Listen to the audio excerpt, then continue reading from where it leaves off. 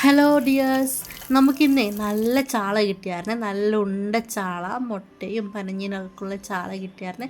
അപ്പോൾ വിചാരിച്ചു നല്ല ചെമ്മിപ്പുളി ഇട്ട് കറി വെക്കാമെന്നും കുറച്ച് നല്ല രീതിയിൽ ഫ്രൈ ചെയ്യാമെന്നും. അപ്പോൾ നമ്മുടെ വീടിൻ്റെ ഓപ്പോസിറ്റുള്ള വീട്ടിൽ തന്നെ ചെമ്മിപ്പുളിയുടെ മരമുണ്ട്. അപ്പോൾ ഞാൻ അമ്മനോട് പറഞ്ഞ അമ്മ ചെമ്മിപ്പുളി ഇട്ടിട്ട് വെച്ച്. ഞാൻ എൻ്റെ വീട്ടിലാണ് നിൽക്കുന്നത്, വിഷയമായിട്ട് വന്നതാണ്.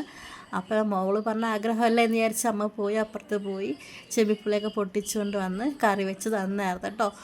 അപ്പോൾ അതിൻ്റെ ചെറിയൊരു വീഡിയോ ആണ് കാണിക്കുന്നത്. നല്ല ടേസ്റ്റ് ഉണ്ടായിരുന്നു. ചെമ്മിപ്പുളി, നമ്മളിവിടെ ഇതിനെ ചെമ്മിപ്പുളി എന്നാണ് കേട്ടോ പറയുന്നത്.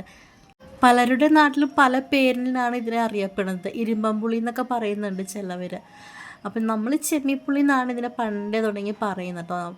നമ്മൾ ചെറുതിലെ കേട്ട് വെക്കുന്നതും ഇങ്ങനെ തന്നെയാണ്. അപ്പോൾ സാധാരണ നമ്മൾ മീൻ കറി വെക്കുന്ന ആവശ്യമായിട്ടുള്ള സവാള, ഇഞ്ചി, വെളുത്തുള്ളി, പച്ചമുളക് ഒക്കെ ഒന്ന് എണ്ണയിൽ മൂപ്പിച്ചതിന് ശേഷം ആദ്യം ഉലുവ പൊട്ടിക്കാൻ മറക്കല്ല കേട്ടോ.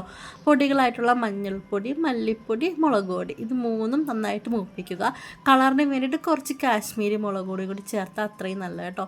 നല്ല രീതിയിൽ അതിൻ്റെ മൂത്ത ആ ഒരു പച്ച മണം പോയതിന് ശേഷം നമ്മൾ തേങ്ങ അരച്ച് വെച്ചിട്ടുണ്ട്. തേങ്ങയിൽ ഒന്നും ഇടാണ്ട് ഇത്തിരി വെള്ളം ഒഴിച്ച് അരച്ച് വെച്ചേക്കുവാണ്. ആ അരപ്പ് നമ്മൾ ഈ മൂപ്പിച്ച മുളകിലേക്ക് ഇടുക കേട്ടോ. എന്നിട്ട് ആവശ്യമായിട്ടുള്ള വെള്ളം കൂടി ചേർത്ത്, നിങ്ങൾക്ക് ചാറ് എങ്ങനെയാണോ അതിനനുസരിച്ച് വെള്ളം ചേർത്തിട്ട് തിളപ്പിക്കാൻ വയ്ക്കുക.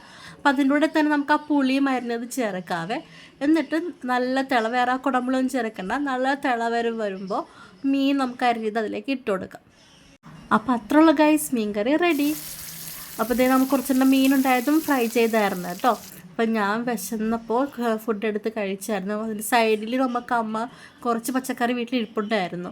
പച്ചക്കായും ക്യാരറ്റും ഉരുളക്കിഴങ്ങും ബീൻസ്, ഇത് മൂന്നും കൂടി ഒരു ഉപ്പേരി പോലെ അമ്മ അത് ചെയ്തായിരുന്നു. ഉപ്പേരി നല്ല നമ്മൾ ഒലത്തുന്നൊക്കെ പറഞ്ഞത്, അതും കൂടി സൈഡിൽ തന്നായിരുന്നു. മീൻകറി വേണമെങ്കിൽ നമുക്ക് സൈഡിലൊരു പച്ചക്കറിയും കൂടി വേണം, എങ്കിലേ നമുക്ക് ആ ചോറ് ആസ്വദിച്ച് കഴിക്കാണ്ട് പറ്റത്തുള്ളൂ.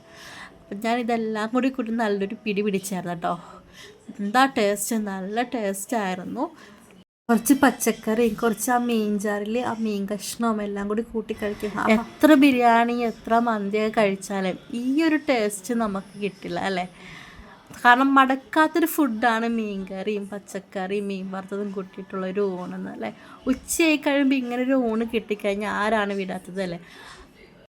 അപ്പോൾ ഗൈസ്, ഞങ്ങളുടെ സ്പെഷ്യൽ ഇന്ന് ഇതൊക്കെ ആയിരുന്നു. നിങ്ങളെല്ലാവരും ഫുഡ് കഴിച്ചായിരുന്നോ? നിങ്ങളുടെ സ്പെഷ്യൽ ഇതൊക്കെ തന്നെ ആയിരുന്നോ?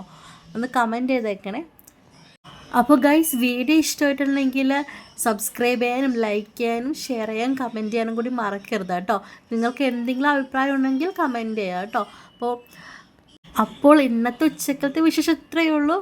അപ്പോൾ പിന്നെ കാണാം. Okay, by.